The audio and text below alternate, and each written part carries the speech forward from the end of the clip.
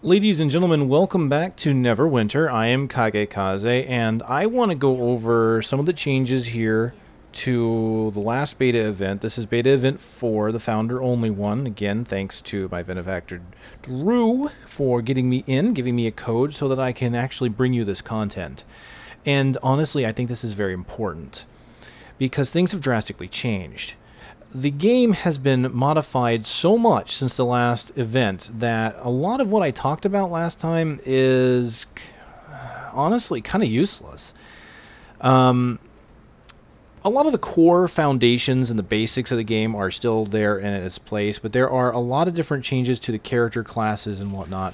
Let's just go ahead and go into it right now. This is the new power screen. As you can see, it is drastically different. I like it. I like this new screen. It puts everything in one spot rather than having to select different trees or scroll through 3 different trees. And as you can see, all of my basic traits are here at the top. My dodge, my abilities, my collection powers. And then here you've got kind of like a new skill tree. So instead of just getting powers as you level, you are now going to be putting points into this skill tree, much like you would do in any MMO.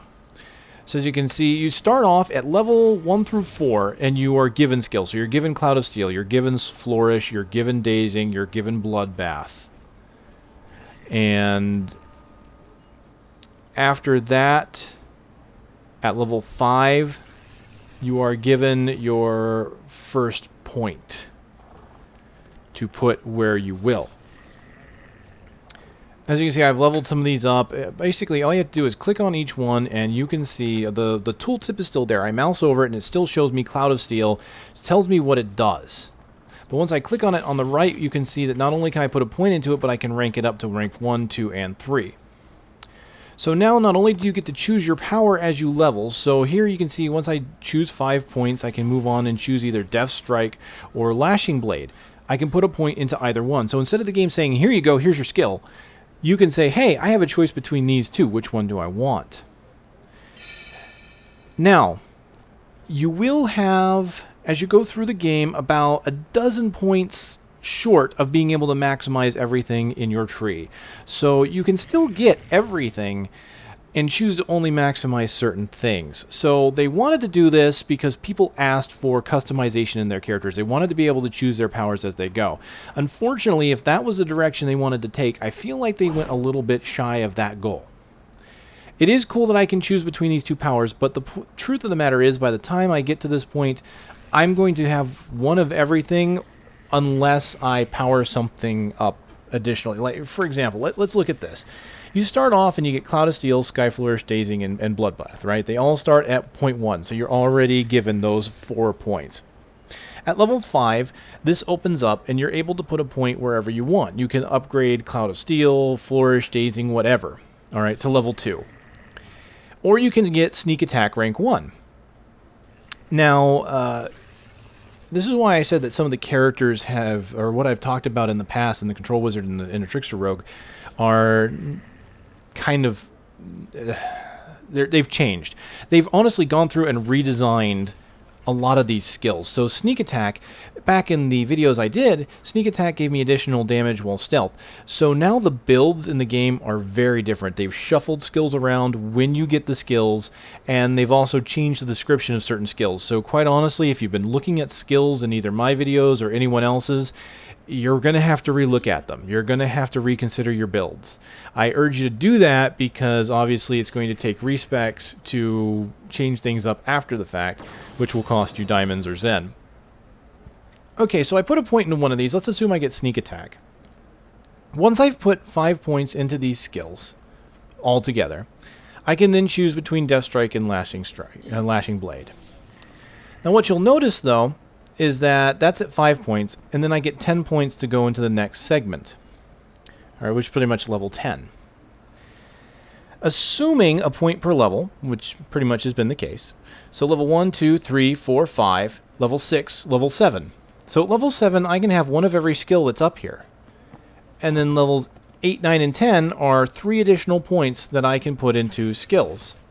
So you can see I went to level 2 Lashing, level 2 Cloud, and Flourish. So in the end, even though you kind of have a choice as to which skill you want, you're ultimately going to be able to get both. And at this low level, you're almost going to be forced to get both. Almost. Almost. So I honestly feel like you're given kind of the illusion of choice.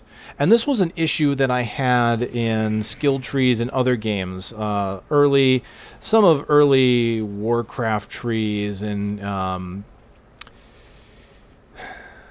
just other games that you get this thing where you feel like there should be a choice there, but honestly, when you look at things and you break them down and you actually analyze them, there's not as much of a choice as one would believe. So they might need to eventually add more powers, which they probably will. For now, this will function, and this is a tree that they can add to later. So the beautiful thing about this redesign is it's kind of forward-thinking. They will be able to go in here, add things as they will, in order to make it better. Now, at any given point, you can only level things up to 2. As you can see here, rank 3 requires 30 points. So at level 30, we scroll down here, you'll see here. Actually, I think that's kind of a lie, because this says 30 points, but you'll see here available at 20. So it's kind of they might have gone back and forth on that, because this says spend 30 points to unlock, but this says unlock rank 3 of all powers at 20. So unfortunately, I can't confirm one or the other. What I'll need to do is get a couple levels here, and I can amend to this. So you can only pick level 2 up until that point. So as you can see right now, I've pretty much got almost one of everything, and I have a point to spend. I did level up once before doing this, so I can show you guys that here I can't actually get this rank 3 because I haven't met the prerequisite yet. I can go ahead and get this first strike. It's the first attack in combat, deals 5% additional damage. And I'm going to go ahead and grab that and upgrade it to rank 1. I now have 1 point in at least every single ability here. Now you might be thinking that with this respec system or with this point system too, that it's going to make it very difficult to kind of finalize a build without doing extensive thinking about and testing, because you'll have to respec after. But the truth of the matter is, if you look at this, there's no variety in these ranks. I was kind of excited to see what the ranks would do. Like, hey, maybe it'll give me a little more damage, maybe it'll give me a bit more range, maybe it'll add another effect, an additional status, or whatever. Truth of the matter is, any ability that's a damage dealer gets 10% additional damage for every rank. That's it. Sky Flourish, 10% additional rank. Dazing Strike, damage, 10% additional rank. Bloodbath. Okay, this one's a little bit different since it's a daily power, except for it's 10% each time. So not different at all, actually. Bloodbath was the wrong one to choose. You'll see here when I do one of the other ones. Sneak Attack, this one is a little different because it affects run speed, so as you can see, but it's 10 run speed, 10%, so not very different at all. Damage again. Deception doesn't have ranks. Okay, Lurker's Assault, this is 20%. 20% bonus. Check that out. That's radically different. It's not 10, it's 20. Whirlwind of Blades, damage plus 10. I could have sworn Lurkers was going to be a duration increase, quite honestly. Alright, Bait and Switch. This one is different. But Bait and Switch is a very different ability to begin with, since it's a shadow clone kind of thing. And you can see what it does. It gives the decoy more hit points, and it gives you more action points from the decoy. If I were going to put any points in anything, especially since I'm liking the bait and switch, this would probably be it. I really like that, and the fact that it's not just a damage, or it actually has some kind of difference to it. Although having the same thing at both ranks just feels kind of cheap. Almost feels uninspired. Truthfully, dare I say it, almost kind of lazy as far as what these ranks do. First strike, 5%. Ooh. Here we go. Stealth loss change. So this is Tenacious Concealment. You lose less stealth when you get hit, and this is 30% per rank. So that one's actually a pretty big deal. So 10% damage on a skill, not a big deal. Don't really care. That's, ooh boy, minor increase. Great.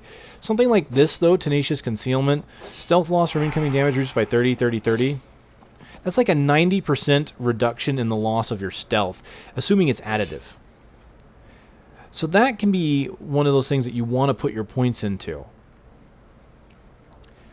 Let's just see if anything else is different. Damage, damage. Ooh, action point gain. Well, that's what it is. That's all that really is. Okay. Paragon powers, more damage. Impact, more damage. Now, some of these, none of the abilities I have here apparently do it, but, oh, here we go, duration +1.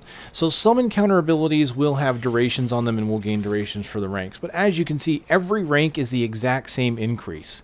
Rank 2 is no different from rank 3. It's just another marked increase and it's kind of passive. And if you've ever heard me talk about skill trees, that's what I hate about skill trees. I made the mistake once of saying I hate skill trees, and it kind of got me a little bit of flack.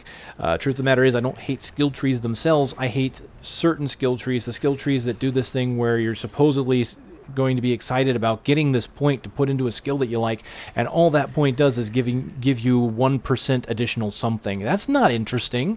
I don't care about that point. Maybe at end level when I get all of my points, that's great. But these tree points don't inspire me at all.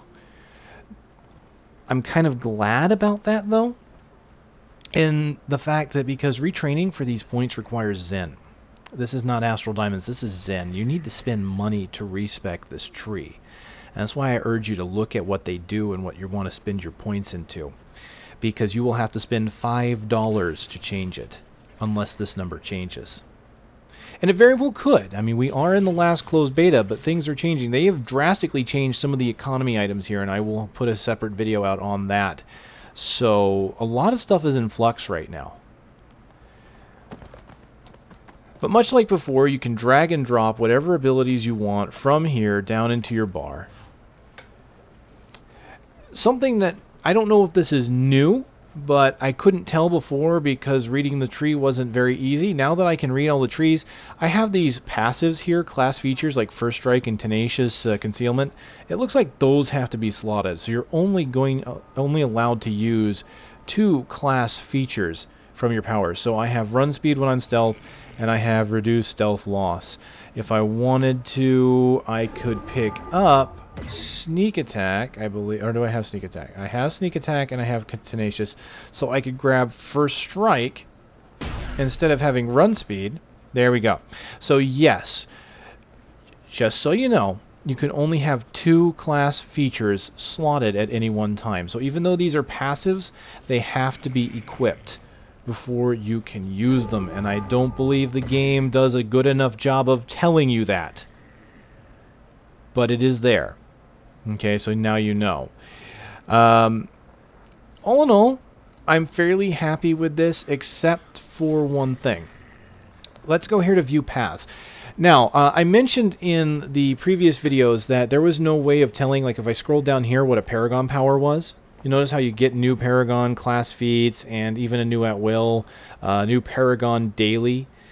If you go to feats, this doesn't tell you what Paragon feats you get for these trees. In fact, these trees don't give you anything.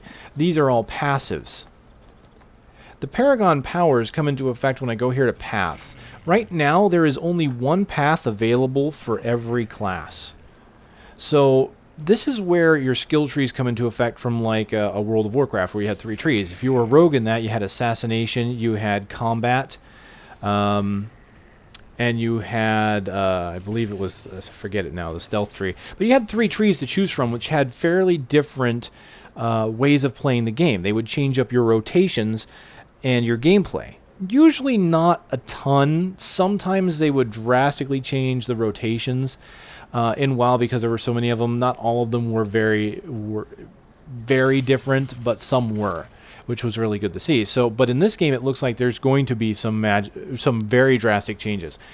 Anytime you choose a Paragon Path, in this case, I only have Master Infiltrator, you will gain an at will, and here you can see I get a Glooming Cut. You will gain an Encounter. Here I get Impossible to Catch. A daily. Shocking Execution in this case, and 3 class features. Now this number may change between the classes. I'm pretty certain that it is still 1 at will, 1 encounter, 1 daily for every class, but the features might not be there. So this is important because you are only allowed to slot 2 class features, so don't assume just because I choose this Master Infiltrator that I'm going to get all 3 of these features. I'll have to choose 2. But this is a massive game changer.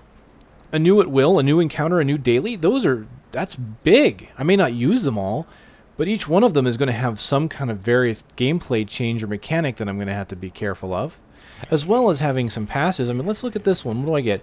Every time I do a daily, I gain combat advantage. Okay, that's all right. Infiltrator increases base run speed by 5% and your deflect chance and crit chance. So there's speed involved. Here we have Invisible Infiltrator. After using a daily power, it refills your stealth meter and grants 5% damage bonus. So there you go. That's pretty drastic. So I use a daily and it completely refills my stealth. That's awesome. I could use that with what I'm using now with my Lurker's Assault, which basically gives me stealth over time. I pop that. If my stealth meter is already empty, it fills it. I can pop stealth, get myself more damage, and do a whole bunch of damage that way. That is a completely different way of playing the game. It looks like these skill trees or these different Paragon Paths are going to be tied to the Respec. So if I choose a Paragon Path, if I want to change my Paragon Path, I have to buy Zen and spend real money. I don't like that. I'm going to be very honest with you. I am a guy that likes to experiment. You guys know this if you follow me. I like to try different things. I like to try all the different paths and see which one I like. Now, let's take that aside. Let's assume, though, that someone else decides they're going to try a path and they've had this path for a while, and maybe a patch came out that changed a previous path that they weren't interested in, and they fixed it finally to where it now looks interesting to that player. Oh, wait, let's spend our $5 and respec to that tree. Well, then they realize, you know what? I actually don't like this. I want to go back. Now they have to spend another $5 to go back, so they've basically spent $10, and what have they got? A net zero gain. Nothing. They basically lost their $10. So for someone like me that likes to try things, and for people that might try a class and realize, no, I don't like this, I want to change it, that's not very good. I don't like the fact that this is going to cost real money for changing that, because that can get expensive fast. I would rather have a subscription fee. Seriously, I would pay a subscription fee to this game if I could avoid this cost. You know, I think this game is going to have some fun that I could put a subscription fee then, and honestly, then that just means I could quit paying the game if I don't want to play anymore. That's fine. Just make it a reasonable cost. I'll pay it. You know, and the thing is they don't have to do a mandatory subscription fee. They could still keep the game free to play, but for those of us who want certain features, like maybe free Respecs, we have a premium option to do that. That might be an idea. This right here where you're going to pay for a Respec is good for people that they're pretty much sure they know what they want to do and they're going to stay that way and always stay that way. And that's fine, but I think that either the price point is off or maybe I would rather see it be Astral Diamonds. And here's my concerns, and I call this kind of a double dipping thing. Because here you've got your powers that you're going to start putting points into, right, that you eventually might want to respec. Well, what you respec here might also affect how you want to set your feats, and your feats also have a respec. So if you want to completely reset your character, you have to use Astral Diamonds and you have to use Zen. Now, it is true that there is a trading post that you can trade Astral Diamonds for Zen. So in the end, I may be able to respec myself with Astral Diamonds and get Zen for it, right? But I have a minor problem with that. Let's just go in here into, that's the Zen store. Let's go to the trading slot. There we go. Trading diamonds for Zen. Right now it's not available, so I can't even tell what it's going to be. But that requires a stable economy. And it depends on where the best items are going to be, if they're going to be for diamonds or for Zen. And the truth of the matter is they're probably going to be for Zen because Zen is real money only, while Astral Diamonds can be put into the market from nothing. Every hour you can gain Astral Diamonds. Every day, you are allowed to transmute rough diamonds to astral diamonds at a rate of 24,000, I believe. So there's a constant stream of diamonds, but there's not a constant stream of Zen. People are more than likely going to use their Zen to buy the stuff they want from the Zen store. Just go to the Zen store and buy what you want. Why buy astral diamonds? So my fear is that astral diamonds are going to be very cheap compared to Zen. So it's going to take a lot of astral diamonds to get a Zen. That means it's going to take me a very long time in order to respec my character. So I don't like that idea. Now, it has been brought to my attention from someone else that has played Perfect World Games. It's Wikiman, if you've ever followed and you've seen him or followed me in the stream. Wikiman, great guy. He's been helping me out with a lot of fact-checking, and he lets me know things that I might not have otherwise known, and I've done some corrections on my videos thanks to him. And he has played some of the other Perfect World games. He says games like Star Trek Online, if their economy stays true to what those games have, then it may only take about 10 days or so in order to gain enough Zen from diamonds in order to do the respec. Now, if he's right and the economy stays stable, then I can see the system working. But I'm still, again, the economy is going to be in flux, and I'm very concerned because I've seen how the economy can spiral out of control thanks to Guild Wars 2. I watched what happened to the economy in that game, and it just absolutely flooded the gem market. It costs so much gold to get gems now that I wish I would have bought gems early and then sold them back for a bunch of gold. Or bought my character slots, because I was hoping not to spend money on character slots in Guild Wars 2 since I bought the game. And I wanted to do it with the gold to gems, and unfortunately now I just really can't because I didn't spend enough time in the game doing that. So you can see where I have concerns. And I think my concerns are fairly valid. I think they might be a little more doom and gloom than is necessary, but I do think there are, again, some valid points in there that I'm hoping do not come to pass. I want to really love this game. I do. In fact, I do really love this game. The combat is great. I enjoyed this game more than I did Guild Wars 2, just because of the combat. I love the story and the art and the exploration of Guild Wars better, but I love the combat of this game, and to me that makes the big difference. It's not going to be the same for everybody. So I really hope that this whole respec does not become prohibitive to me. It may not be prohibitive to you. Dear viewer, if you're watching this, you may not think this is a big deal, and that's great. Honestly, it is, because you're the kind of person that should be playing this and should get into this game. For me, it's scary, because I love to experiment. But overall, economy concerns aside, this new power system I like in that it is easier to read. I think this is a far better designed system, and I like the fact that I can now go to the paths and see what the Paragon powers will give me, so I can plan. The problem with the old system is you couldn't plan. Now you can. So I'm very thankful for this change. I'm just not thankful for the respec. So I would advise you to look at these in depth. Again, make sure you build the way you want to. You will be, again, a few dozen points shy of maxing everything out, but you can very obviously have one of everything should you want it. You just can't put a lot of points in everything else. And honestly, if you can't make something level 3, well, boo-hoo, you're missing out on 10% power or something like that. So I'm hoping it does receive some more love, though. This really does need some iterations, I think, and it's just a little concerning that this happened 2 weeks before open beta and in a beta event that is only available to founders and not to the general public that was already part of the previous beta weekend events. So here's hoping they look into it. Ladies and gentlemen, that has been an update on the powers system for Neverwinter. Hopefully it's been informative. If you feel it has, please like, subscribe, comment, all that wonderful stuff that makes the video easily available to other people so that they can see it a little better. Thanks for watching. I will see you next time.